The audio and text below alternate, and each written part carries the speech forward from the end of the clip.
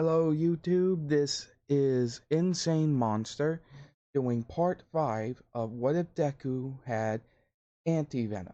Now then, before the what if starts, a recap. When we last left off, 4 UA students got symbiotes that were twins bonded from Sleeper, who is bonded to Momo, and Scream, who is bonded to Ibari. I think that's how you pronounce it. Either way, now Kendo, I mean, yeah. Now Kendo, Tetsu, Hagakure, and Shinso have symbiotes. And the tournament has been put on a bit of a hold as we go to them basically getting some information about what they need to do to properly have their symbiotes treated, which part of it is eating a chocolate bar a day because of the chemical inside the chocolate that is necessary for the symbiote to survive, that otherwise the symbiote will eat it from their brains and that could end very badly. But now we head to a little bit off of campus of UA. But before that, hit it.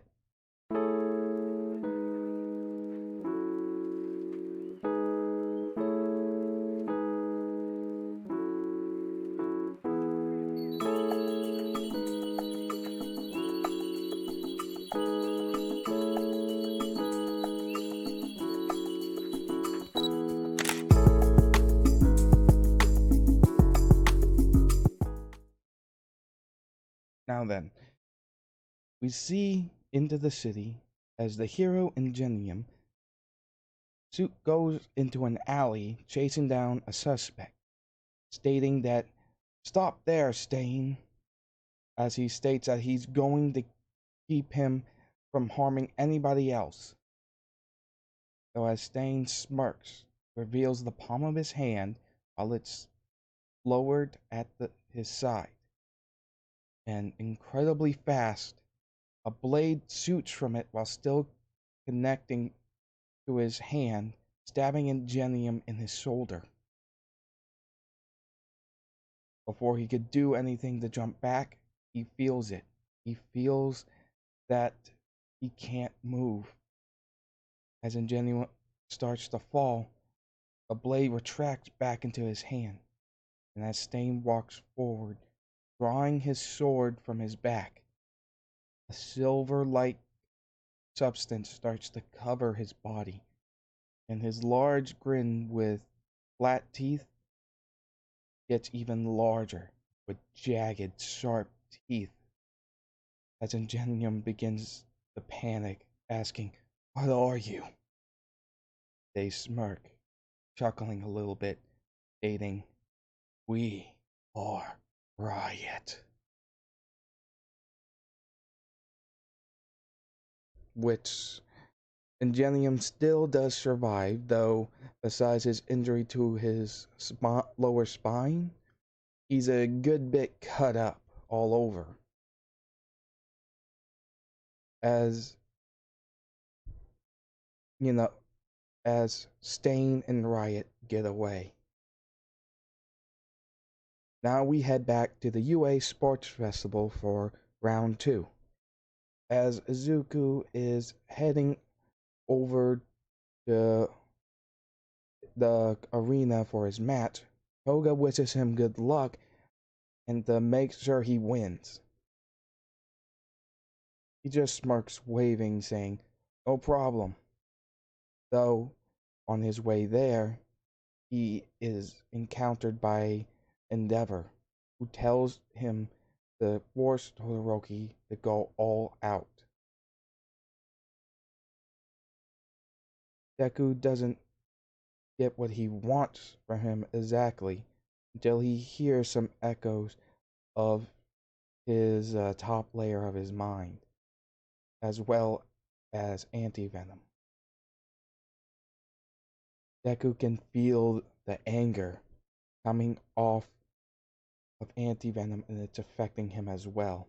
As they speak in unison without changing, they state, Todoroki will do whatever he wants, and he'll succeed without you having a hand in it. As he walks away with Endeavor pissed but just scoffing the kid off. Before they enter the arena, Deku asks Anti-Venom, why were you so angry? Honestly, I felt it just radiating from you in waves. Anti-Venom replied with, we symbiotes have been used and thought of as merely weapons and tools in the past. And the way that man sees his own son is somewhat similar. We can sympathize with that. But I do believe that Todoroki should not be holding himself back from what he's truly capable of. Deku scratches his head, sighing, stating that, I hate to say it, but I do have to agree. He has a lot of potential, but he's only tapping into half of it. Doesn't seem right. True. So, we'll do as that man says, but we'll do it for the benefit of our friend, not for that annoying bastard. As Deku smirks, stepping in, which is then Midnight announced the next matchup, apologizing for the delay. As Todoroki steps forward to the battle arena along with Deku. Instantly, Todoroki releases a large burst of ice, and Deku winds up his punch for a full 100% smash, blowing away his ice, but Todoroki using his ice behind him to keep him from getting blown out.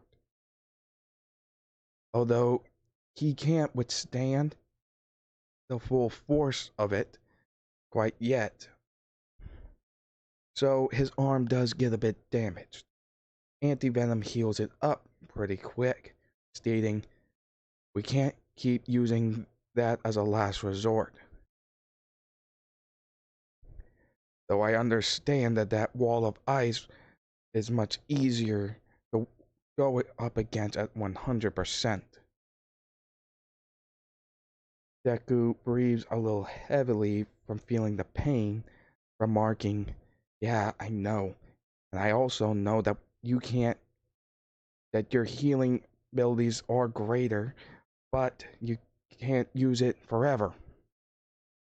As he launches another ice wall, he throws another smash, remarking that he, that it isn't right for him to go into this half-heartedly.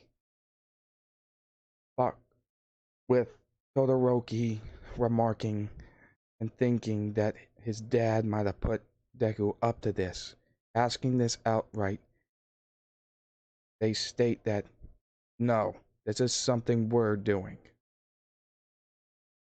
As it continued again with another ice wall being blown back.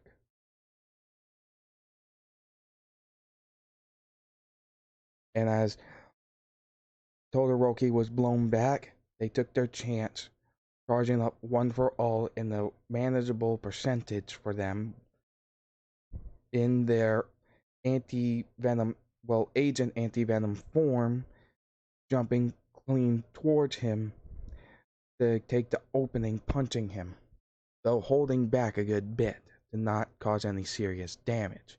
Todoroki still creates some ice after getting punched to try to get him off of him, and they blow each other back with Deku blasting some more air pressure.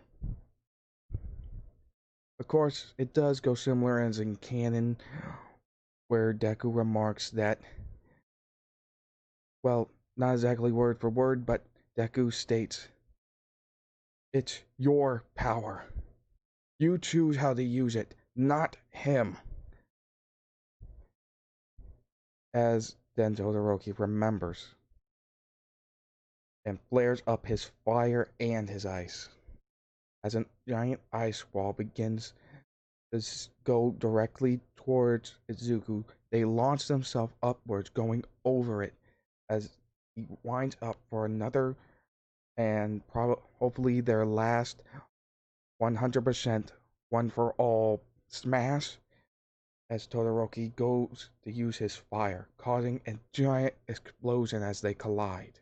So this time, as Izuku is blown back, anti-venom uses his tendrils to stab into the ring and pull them back in bounds. Todoroki is still in bounds. Next, though, with the smoke clearing a little bit, next thing Todoroki sees is Izuku Midoriya facing him face to face without his anti-venom suit on. And as he goes to start creating some more ice to hit him, Deku jumps straight up.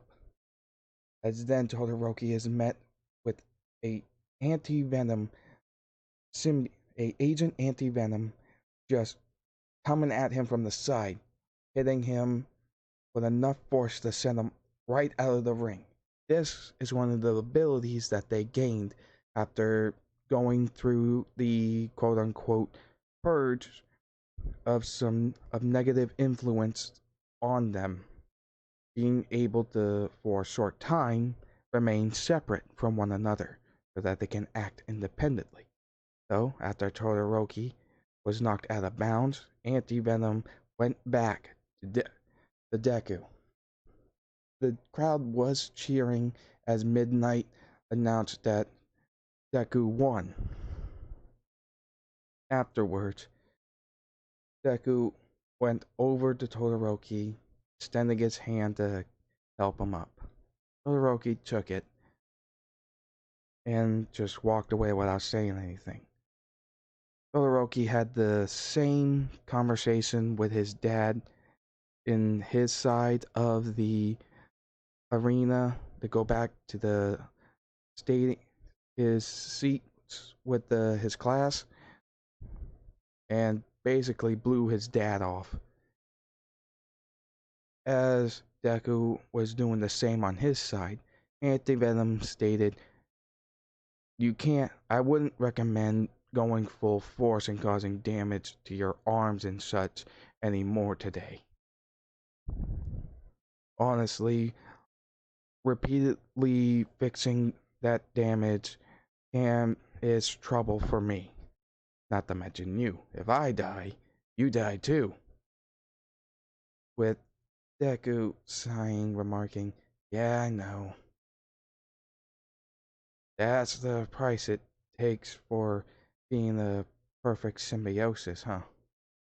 With Anti-Venom remarking, "Correct." As they go back to their seats, it's Toga's turn, who is now sorry about that. Who is now, if I believe the matchups are, she is going up against Ibarra. Since Toga defeated Ida in the first round, she is now going up against the plant-haired girl who has Scream but is a bit weakened after the twin symbiote spawning that they went through.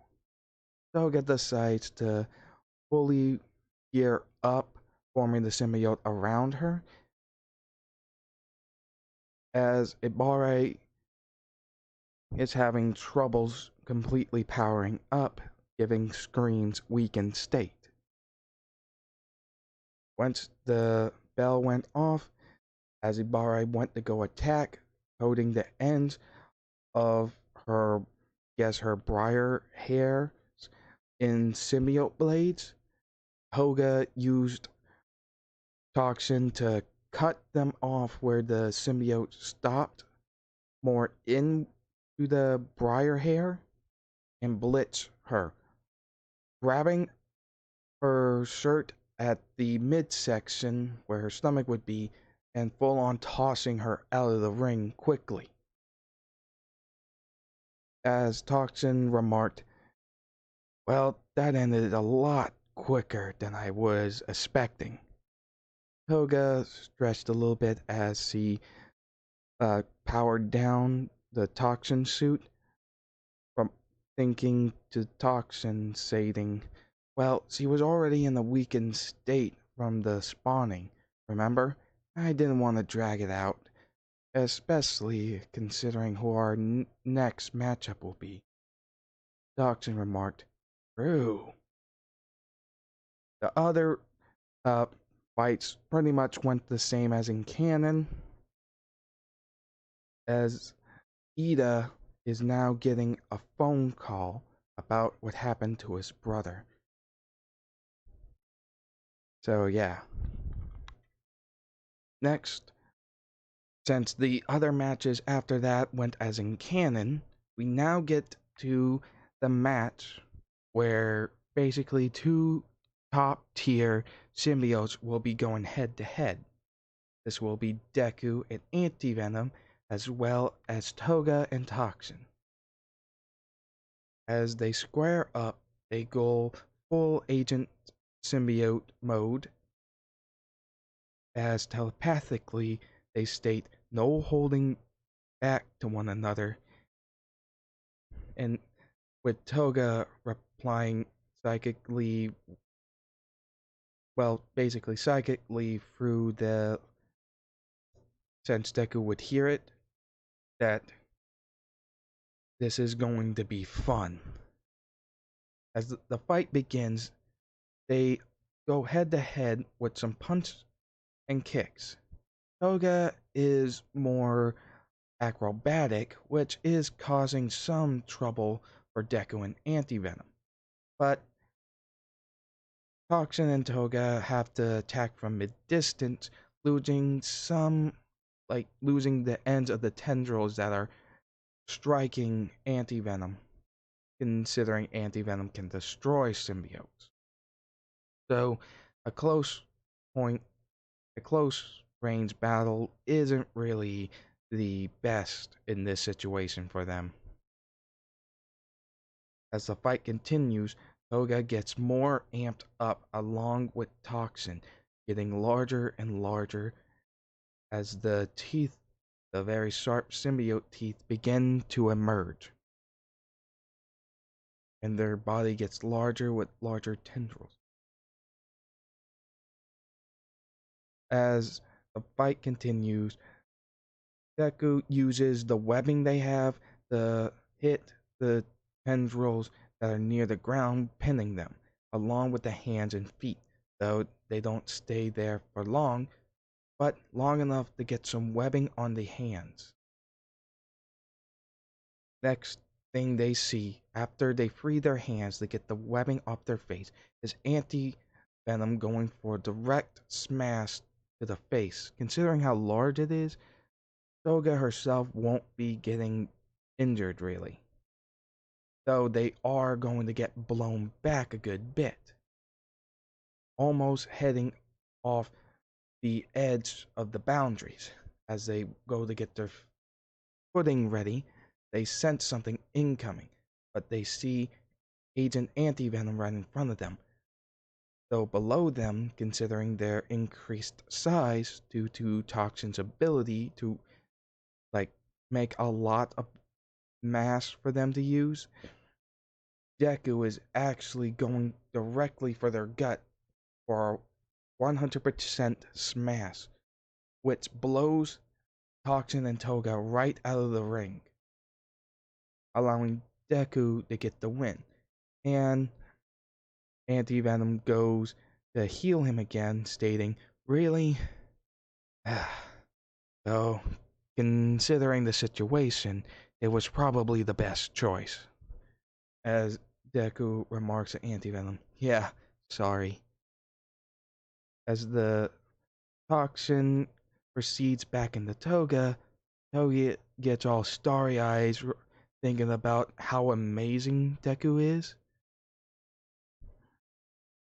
And with the crowd cheering for him and him waving and such, Toga asks if Deku could help her get back to the seats. She's having trouble standing.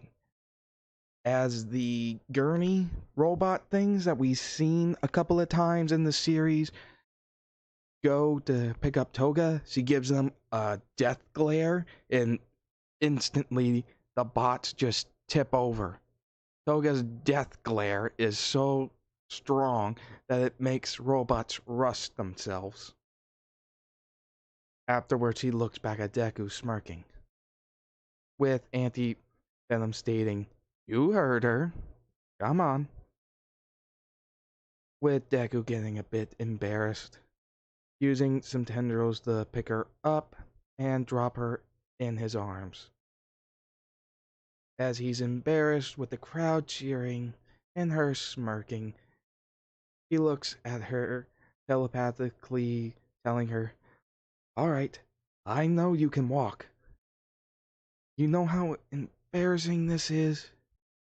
With Toga telling him telepathically, "Yeah, but I know for a fact that you really don't, that you really aren't bothered by this, really, anyways." With Deku blushing a good bit, getting all nervous, and Toga giggling a bit. Then we have Toxin chiming in saying, "Get a room." With anti-venom stating, "Even if they did, we'd still be stuck with them in this situation." With then Toxin saying, "Crap, that's right." Next thing, we cut over to the classes just seeing this, with Mineta stating, since they both have symbiotes and they seem to be dating, does that mean it will be a fork?" And instantly smacked by Sue's tongue, followed by all of the tendrils from the females in class 1A and 1B who have symbiotes, repeatedly.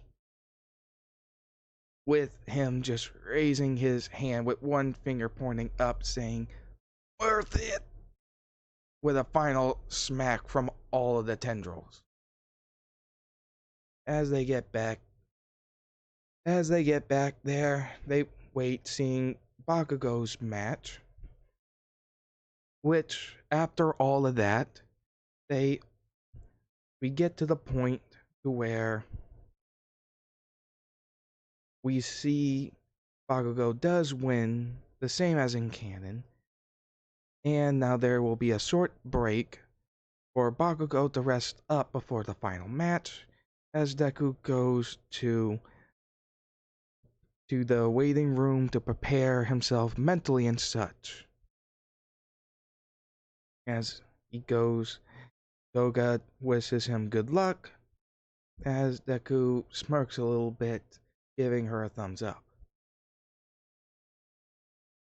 As Asi, though, messes with Toga about what she pulled in the arena, stating that it was pretty bold, which then Toga started blushing herself, with Toxin telling her, "It was your idea, remember? Why are you panicking over it?" And Toga tells him, Toxin in her mind, "Oh, just shut up." As they wait, the whole arena is getting fixed from the explosions, which doesn't take long, as the final match begins. Obviously, Bakugo goes in head like full throttle, blasting him repeatedly. Abnormal symbiote or not, blasts like these do still have somewhat of effect.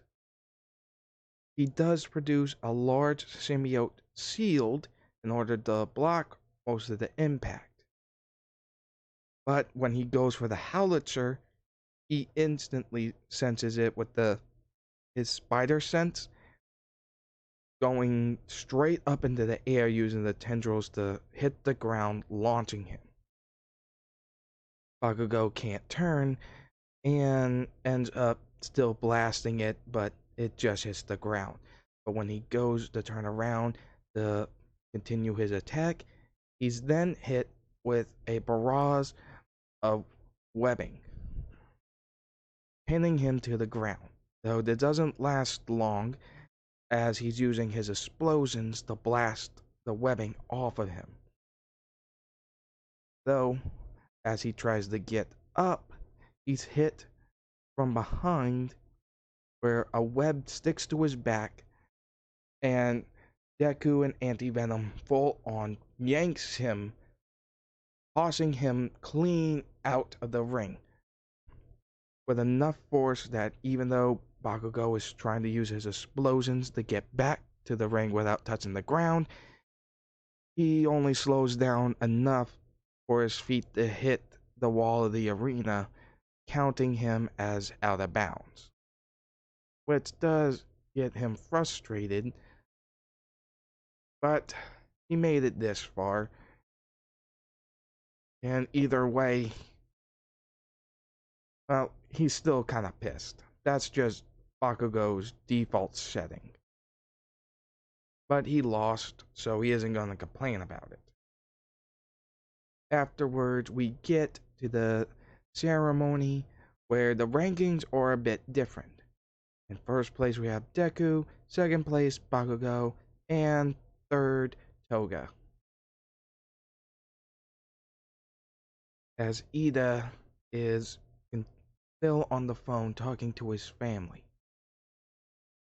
When we next see them all together, they are shown in the class.